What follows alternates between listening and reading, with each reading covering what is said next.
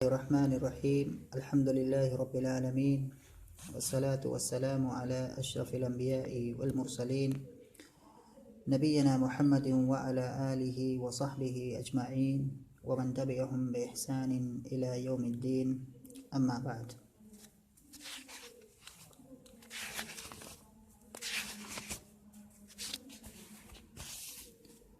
اس سے پہلے والے درس میں یا اس سے جو پیچھے درس گزر چکا ہے اس کے اندر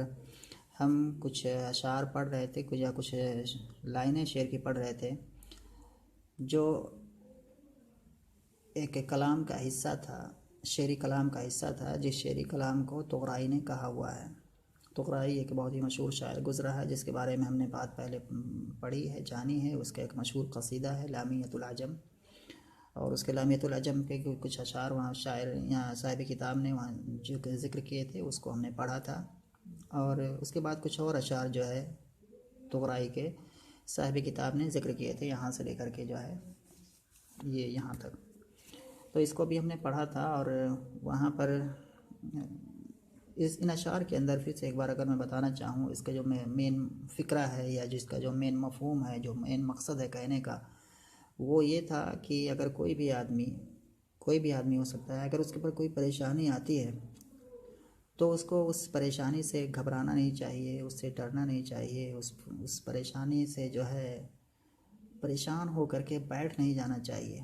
بلکہ ہمت سے کام لینا چاہیے، صبر سے کام لینا چاہیے۔ کیونکہ کوئی بھی پریشانی جو ہوتی ہے وہ پریشانی دائمی نہیں ہوتی ہے، وقتی ہوتی ہے، وہ آتی ہے اور پھر چلی جاتی ہے، اور اس پریشانی کا آنا یہ اس بات پر دلالت کرتا ہے کہ اس کے بعد ضرور ایک آسانی آنے والی ہے۔ یہی معنی جو ہے شاعر نے یہاں پر ان اشعار میں کہنے کی کوشش کی تھی، اور یہ جو اشعار ہیں ویسے تو اس نے ایک خاص آدمی کے لیے کہے ہیں، جس آدمی پر بھی ایک پریشانی آئی ہوئی ہے، اور اس کو ان اشعار کے ذریعے سے وہ تسلی دے رہا ہے۔ لیکن گرچہ ان اشعار کا اس کا جو سبب ہے وہ ایک خاص سبب ہے، یا اس کا جو پس منظر ہے وہ ایک خاص چیز کے لیے، لیکن یہ اشعار عام ہیں، تمام لوگوں کے لیے ہیں۔ جو بھی ان اشعار کو پڑھے اس پر یہ اشعار فٹ بیٹھتے ہیں۔ دنیا میں کوئی بھی آدمی ہے، سب کے لیے اشعار ہیں، یہ معنی سب پر فٹ بیٹھتے ہیں، اور بیٹھتے تھے، پیچھے بیٹھتے ہیں، ابھی بھی بیٹھ رہے ہیں، اور آگے بھی کیا ہے سب پر فٹ ہوتے رہیں گے۔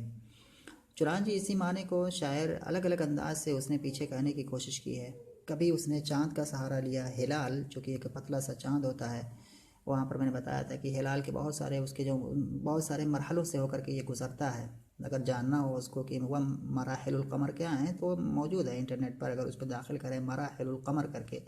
تو اس کے بہت سارے مراحل ہیں، بہت سارے جو ہے اسٹیپ سے ہو کر کے گزرتا ہے، اور ہر مرحلے کا اس کے لیے کیا ہے ایک خاص نام ہوتا ہے۔ تو ہلال جو ہوتا ہے یہ بھی ایک مرحلے کا نام ہے، اور وہ مرحلہ کون سا ہے؟ جب چاند کے جو مہینے کے جو شروعات میں جو چاند ہوتا ہے، ایسے ہی مہینے کے آخر میں جو چاند ہوتا ہے تو اس کو ہلال کہا جاتا ہے، یعنی کہ ہلال کے معنی باریک چاند یا پتلا چاند۔ تو شاعر نے کہا کہ ہلال کو دیکھو، اس باریک چاند کو دیکھو کہ یہ چاند جو ہوتا ہے اس پر بھی ایک ایسا مرحلہ آتا ہے، کمزوری کا مرحلہ آتا ہے، جس میں چاند کیا ہوتا ہے بالکل دبلا پتلا ہو جاتا ہے۔ لیکن چاند کیا پریشان ہو جاتا ہے؟ بیٹھ جاتا ہے پریشان ہو کر کے؟ نہیں، بلکہ اس کی تگ و دو جاری رہتی ہے، اس کی محنت جاری رہتی ہے، اور یہاں تک کہ کچھ دنوں کے بعد وہ ایک بھرپور چاند بن جاتا ہے، یعنی کہ 14ویں کا چاند جب ہم دیکھیں تو ایک بالکل پورا فل مون ہو جاتا ہے، اور وہاں پر اس کی روشنی کیا ہے پورے اس جہان کو روشن کرتی ہے۔ بالکل یہی مثال آدمی کی ہے۔ آدمی پر اگر کوئی پریشانی آتی ہے تو اس کو پریشان ہونے کی ضرورت نہیں ہے، اس کو اس چاند سے سبق لینی چاہیے۔ چاند کی سہارا اس نے لیا سمجھانے کے لیے، ایسے ہی سورج کی مثال اس نے دی کہ سورج ایک کیسا ہوتا ہے کہ بالکل زبردست طاقت اور قوت والا ہوتا ہے، زبردست اتنی روشنی دیتا ہے کہ پورا جہان اس سے جگمگا اٹھتا ہے، لیکن اس پر بھی ایک ایسا ٹائم آتا ہے کہ اس پر گرہن لگ جاتا ہے۔ گرہن لگتا ہے تو اس کی ساری چمک دمک کیا ہے ختم ہو جاتی ہے۔ لیکن کیا یہ اس پر ہمیشہ رہتا ہے؟ نہیں، بلکہ یہ وقتی ہوتا ہے، اور اس گرہن کے کچھ ٹائم کے بعد وہ گرہن چھٹ جاتا ہے، ختم ہو جاتا ہے، اور سورج پھر کیا ہے اپنی ان تمام آب و تاب کے ساتھ جگمگا اٹھتا ہے، روشن ہو جاتا ہے، جس سے آنکھیں کیا ہوتی ہیں چکا چوندھ ہو جاتی ہیں۔ ایسے ہی اس نے کیا ہے کہ پرندے کی مثال بیان کی کہ ایک پرندے کو دیکھو، اس کے پر جھڑ جاتے ہیں، اس کے پاس پر کچھ بھی نہیں رہتا ہے، اڑ جاتے ہیں، جھڑ جاتے ہیں، اور پرندے کی سب سے بڑی طاقت یہی ہوتی ہے کہ اس کے جو بازو ہیں اس میں پر لگے ہوئے ہوں. اگر پر نہیں ہیں تو وہ پرندہ بالکل کمزور ہے، بالکل مجبور اور لاچار ہے. لیکن کیا پرندے پر یہ حالت ہمیشہ جاری رہتی ہے؟ نہیں، بلکہ وہ پر جھڑنے کے بعد پھر اس میں نئے پر اگتے ہیں، اور نئے پر اگتے اگتے پھر وہ اس کے جو بازو ہیں دونوں وہ پروں سے پھل ہو جاتے ہیں، اور وہ پھر کیا ہے آسمان میں اونچی اونچی اڑانیں بھرنے لگتا ہے. تو یہ بھی پرندے کی مثال ہے کہ ایک بار اس پہ کمزوری تھی لیکن وہ کمزوری ختم ہوئی، پھر اس کے پاس طاقت آئی. تو یہی مثال جو ہے تقریباً اس تلوار کی مثال اس نے دی، اور بہت ساری مثالیں دے کر کے شاعر نے کیا ہے اس کو سمجھانے کی کوشش کی ہے. اس میں آخری جو لائن تھی اس میں بھی تقریباً یہی بات سمجھانے کی شاعر کوشش کر رہا ہے، یعنی کہ طغرائی کہہ رہا ہے اما لک بالصدیق یوسف اسوۃ ومثلک للامر العظیم حمول. اما لک بالصدیق یوسف اسوۃ ومثلک للامر العظیم حمول. یہاں پر شاعر کہہ رہا ہے کہ ایک طرح سے ایک دعوت دے رہا ہے کہ آپ حضرت یوسف علیہ السلام کی زندگی، ان کی جو سوانح حیات ہے، ان کی جو زندگی ہے اس پر بھی ایک نظر ڈالیے. آپ دیکھیے ان کے اوپر کیا کیا ہوا، ان کو بھی شروعات میں کیا ہے ان کے اوپر بھی کتنی پریشانیاں آئیں، کتنے مصائب سے وہ دو چار ہوئے. ان کے بھائیوں نے ان کو کنویں میں ڈال دیا اور بہت ساری پریشانیاں. لیکن کیا پریشانیاں یہ جاری رہیں؟ نہیں، بلکہ وہ آگے چل کر کے ایک بادشاہ بنے، اور بہت ساری چیزوں سے ان کو نوازا گیا، نبی بنے، اور بہت ساری چیزیں جو ہے تو ان پر بھی کیا ہے پریشانی ایک وقت میں آئی، لیکن وہ پریشانی دور ہوئی، اور اس کے بعد کیا ہے وہ تمام طرح کی کامیابیوں سے سرفراز ہوئے. تو یہی بات جو ہے آپ کو ان سے بھی سبق لینی چاہیے، ان کے اندر بھی آپ کو ایک اسوہ ڈھونڈنا چاہیے، ان کو آپ کو اپنا آئیڈیل یا قدوہ بنانا چاہیے. تو وہی کہہ رہا ہے کہ اما لک بالصدیق یوسف اسوۃ،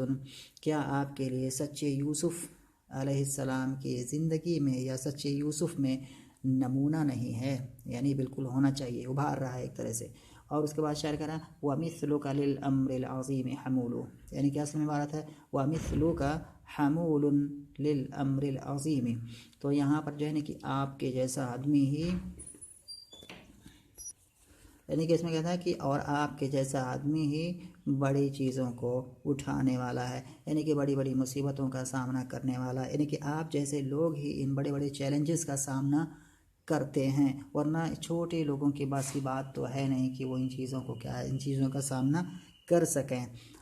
تو یہ معنی ہو گیا اس آخری لائن کا. اور اس کے اندر اگر ہم نحوی اعتبار سے اس کو دیکھیں تو یہاں پر کیا ہو جائے گا، یہ پہلی والی جو آدھی لائن ہے یہ مبتدا خبر کی ترکیب ہے. تو یہاں پر جو اسوتن دکھ رہا ہے یہ مبتدا مؤخر ہے، اور تو اس سے پہلے والی جو چیزیں ہیں یہ اس کی خبریں مقدم ہو جائیں گی. اور کیسے ہوں گی؟ تو یہاں پر جو دکھا ہوا ہے لا کا لام حرف جر ہے، اور کاف کیا ہے اسی کا مجرور ہے. تو یہ جار مجرور، اور جو بھی جار مجرور ہوتا ہے یا کہ جو ہے ظرف ہوتا ہے تو اس کا کوئی نہ کوئی متعلق ہوتا ہے، چاہے وہ جملے میں موجود ہو، نہیں کوئی فعل ہو یا شبہ فعل ہو. اور اگر جملے میں موجود نہیں ہے تو ہم اس کے لیے کیا ہے متعلق کو محذوف مانتے ہیں. تو یہاں پر ہم اس کو محذوف مانیں گے. تو محذوف کیا مانیں گے؟ فعل کو مانیں گے یا اسم کو مانیں گے؟ دونوں طرح کی رائے ہیں نحوی علماء کے درمیان. بعض لوگ کہتے ہیں کہ محذوف کو ہم جو ہے فعل مانیں گے، یعنی کہ کانا مانیں گے یا استقرہ مانیں گے. اور بعض لوگ کہتے ہیں کہ نہیں، ہم وہاں پر اسم مانیں گے، یعنی کہ کائن یا مستقر مانیں گے. کچھ بھی ہو، دونوں کی اپنی اپنی الگ الگ رائے ہیں، اس میں ہمیں نہیں جانا ہے. یہاں بہرحال جو بھی ماننا ہو مان سکتے ہیں، لیکن ایک عام طور پر جو مانتے ہیں کائن مانتے ہیں، جو کہ ہر جگہ فٹ ہو جاتا ہے. تو یہاں ہم کائن ہی کو مان لیتے ہیں. اگر یہاں پر ہم تو کائن یہاں پر جو مقدر ہو جائے گا، اور لکا یہ جار مجرور اسی کائن سے متعلق ہو جائے گا. اور بالصدیق یوسف، تو یہاں پر باہر فجر ہے، اور صدیق یہاں پر کیا ہے مجرور ہے اسی باہر فجر کی وجہ سے، اور ساتھ ساتھ میں یہ مبدل منہ ہے، اور یوسفہ اسی صدیق سے بدل ہے. جس صدیق کیا ہے مجرور ہے، یہ مجرور نہیں ہے کیونکہ یہ غیر منصرف ہے، اور غیر منصرف کا اعراب حالت جر میں فتح آتا ہے، اسی لیے یہاں پر کیا ہے یہ مفتوح ہے. تو یہ مبدل منہ اور بدل یہ مل کر کے مجرور، اور یہ چار مجرور پھر متعلق ہو جائے گا اسی کائن سے. کائن کیا ہے؟ یہ جو محذوف ہے جو کہ خبر ہے در حقیقت، وہ اپنے دونوں کائن اپنے لکا پہلے متعلق سے مل کر کے، بالصدیق یوسفہ دوسرے متعلق سے مل کر کے یہ کیا ہو جائے گی خبر ہو جائے گی، خبر مقدم ہو جائے گی اسوۃ مبتدا مؤخر کی. آگے والی جو لائن ہے، آگے والے جو یہ جملہ ہے وَمِثْلُكَ لِلْأَمْرِ الْعَظِيمِ حَمُولُ، یہاں پر جب ہم دیکھتے ہیں تو یہ مثلو کا یہ مضاف اور مضاف الیہ ہے، اور یہ مبتدا ہے. اس کی خبر کہاں پر ہے؟ اس کی خبر یہاں پر ہے حمول. حمولو پڑھا جاتا ہے اسی شعر کا وزن بیٹھانے کے لیے، لیکن حمولن کیا ہے، یہ مثلو کا کی خبر ہے، اور تو یہ اس کے متعلق کیا پر ہو جائے گا، اس کا یہ خبر ہے، اور تو یہ کیا بنے گا، للامر العظیم ہے، للامر العظیم کیا ہے، اسی سے متعلق ہے جو کہ اس پر کیا ہے مقدم ہو گیا ہے، تو لام حرف جر ہے، الامر کیا ہے یہاں پر موصوف ہے، اور العظیم کیا ہے اسی کی صفت ہے، موصوف صفت یہ کیا ہو جائے گا، مجرور ہو جائے گا لام حرف جر کا، اور یہ جار مجرور یہ متعلق ہو جائیں گے حمول سے، اور حمول للامر العظیم یہ خبر ہو جائے گی مثل کا کی۔ یہاں پر یہ بات توغرائی کی پوری ہوتی ہے، اور اس کے بعد پھر جو ہے ہم آگے پڑھ رہے ہیں ایک نئے چیپٹر کو۔ یہاں پر کہہ رہے ہیں کہ لشعراء القرن الخامس، یعنی کہ 5ویں صدی ہجری کے شعراء کے لیے، یعنی کہ یہ جو ہے جو آگے جو اشعار آ رہے ہیں یہ اشعار کن کے ہیں، 5ویں صدی ہجری کے جو شعراء گزرے ہیں ان میں سے کچھ شعراء کے ہیں۔ پہلا جو شاعر ہے 5ویں صدی ہجری کا جس کا انہوں نے انتخاب کیا ہے صاحب کتاب نے، وہ شاعر کا نام ہے الشریف العباسی، شریف العباسی۔ شریف العباسی، عباسی اس کو اس لیے کہتے ہیں کہ یہ دور عباسی کا شاعر ہے، یعنی کہ عصر عباسی کا شاعر ہے، اور اس کا نام ویسے شریف رضی نام ہے، اس کا جو اس نام نہیں ہے بلکہ اس کا یہ لقب ہے شریف رضی، اور عباسی چونکہ عباسی دور کا ہے اس لیے اس کو عباسی کہتے ہیں۔ اس کا جو نام ہے وہ ہے محمد ابن موسیٰ، اور یہ شاعر اس کی جو وفات یہاں لکھی ہوئی ہے سن 504 ہجری میں ہوئی ہے، گویا کہ یعنی کہ یہ وفات 6 صدی ہجری میں ہوئی ہے، لیکن یہ حقیقت میں اس کی اکثر زندگی کیا ہے 5ویں صدی ہجری میں کیا ہے گزری ہے۔ یہ شاعر جو ہے اس کی پیدائش عراق بغداد شہر میں ہوئی، عراق کے اندر، اور وہیں پر اس کی تدفین ہوئی، وہیں پر یہ دفن ہوا پہلے، پھر اس کو جو ہے کربلا میں دفن کیا گیا۔ اور یہ جو شاعر ہے یہ عالم بھی تھا، ساتھ میں عالم بھی تھا، کاتب بھی تھا، ادیب بھی تھا، کاتب بھی تھا، شاعر بھی تھا، اور اس اگر ہم اس کو دیکھیں اس کا مسلک سے یا مذہب سے تو یہ شیعہ تھا، مطلب ایک شیعہ مسلک کا یہ شاعر تھا، اور اس کی جو ہے کافی کتابیں بھی ہیں، اس نے کتابیں بھی کافی لکھی ہوئی ہیں، اس کا دیوان شعر ہے، یعنی کہ اس کے جو شعری کلام ہے اس کا ایک دیوان ہے، اس کی کتاب ہے 2 جلدوں پر مشتمل ہے، اس میں اس کے اشعار ہیں اس کو اکٹھا کیا گیا ہے، اور یہ کافی بلند درجے کا کیا ہے شاعر گزرا ہے، یہ کافی اہم شاعر گزرا ہے اس دور کا۔ تو اس میں جو ہے اس کی جو شاعر ہے اس کو لوگ جو ہے ہم پلہ قرار دیتے ہیں، متنبی اور جو یہ متنبی اور بہتری، اس دور کے جو شاعر ہوا کرتے ہیں متنبی اور بہتری بالکل اسی کے ہم پلہ اس کو کیا ہے قرار دیتے ہیں۔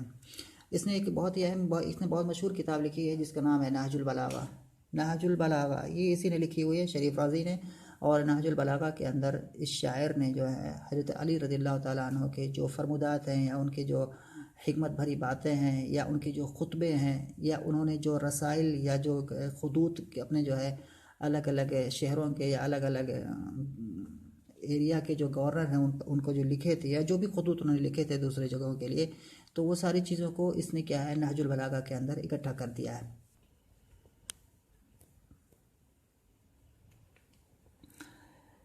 یہاں پر جو ہے لشعراء القرن الخامس، یہاں پر ہم جو ہے کہ نیا چیپٹر شروع کر رہے ہیں، تو یہ بات جب بھی چل رہی تھی شعراء القرن الخامس کی، تو یہاں پر جو ہے شریف عباسی پہلا شاعر جس کا انتخاب صاحب کتاب نے کیا ہے وہ شاعر ہے شریف عباسی۔ شریف عباسی یہ شاعر جو ہے عباسی اس کو اس لیے کہا جاتا ہے کیونکہ عباسی عصر عباسی سے یا دور عباسی سے اس کا تعلق ہے، یا یہ کہ یہ عصر عباسی میں یہ شاعر مطلب تھا اس زمانے میں، تو اس لیے اس کو شریف عباسی کہتے ہیں۔ ویسے اس کا جو لقب ہے وہ ہے شریف رضی، تو شریف رضی اس کا لقب ہے۔ اس کا نام کچھ اور ہے، نام اس کا ہے محمد ابن موسیٰ، اور یہ شاعر جو ہے